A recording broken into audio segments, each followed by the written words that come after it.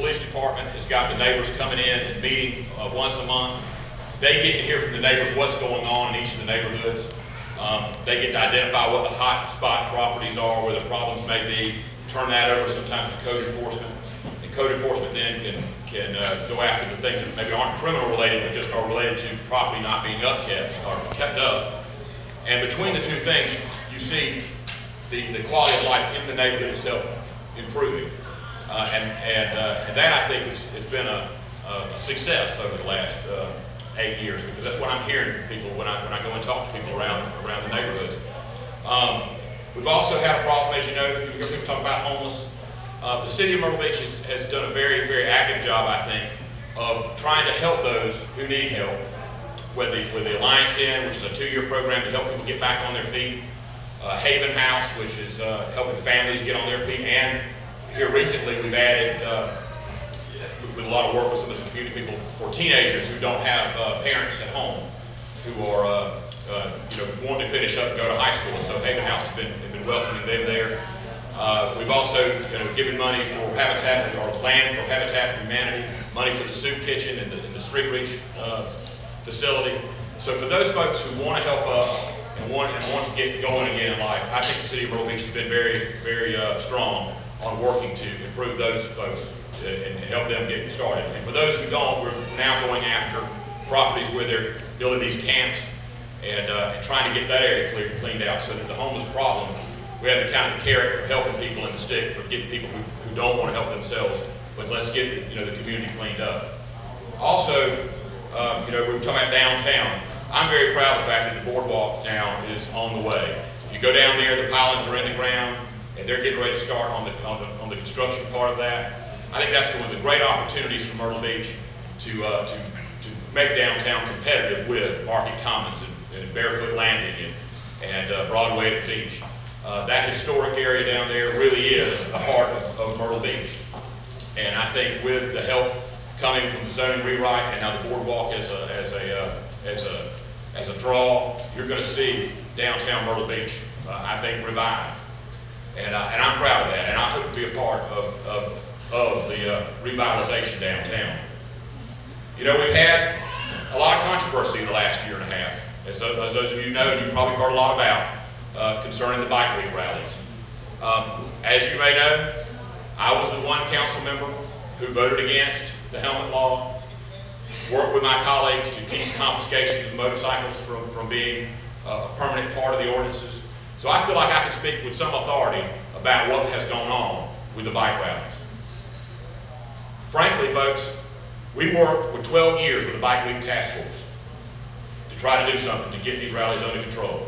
There were 2 sponsors of the Harley-Davidson rally, Coastal Carolina Harley-Davidson Dealers Association and Myrtle Beach Harley-Davidson. To the credit of the Coastal Carolina Harley-Davidson Dealers Association, they tried to work with us to do something about noise, do something about the behavior issues that were going on in Myrtle Beach, and they ended up packing up and moving to Newbern. The attitude of the Harley-Davidson dealer, Phil Schoonover, and his employee Mike Shanks, and I'll call him by name, was, we come here, we bring lots of money, and we'll do what we want, and you'll put up with it. And we dealt with that for 12 years. Long before I was on council, we were dealing with that issue. When this situation blew up last year, I was the only elected official in all of Horry County who went to Revolution's nightlife to face the folks whose income, was on the line with the bike riders, to hear what they had to say. And to a lot of people's credit, bar owners that you've heard a lot about, they were talking to compromise.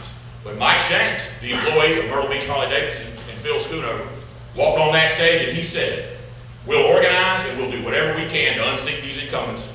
And that's what they've done for over a year and a half. No compromise, no interest in compromise, no interest in talking to us about anything. So when you hear people talk about us drawing the line in the sand, folks, it was a two-way street. And I can honestly say that until the attitude changes with the sponsors of this event, I don't see how you can expect the city of Myrtle Beach to back up. And I am not, as some of these candidates say, going to come up and say to somebody, sorry, I'm begging you to come back, until that attitude changes. And I'm not going to lie to anybody about whether these rallies are going to go away.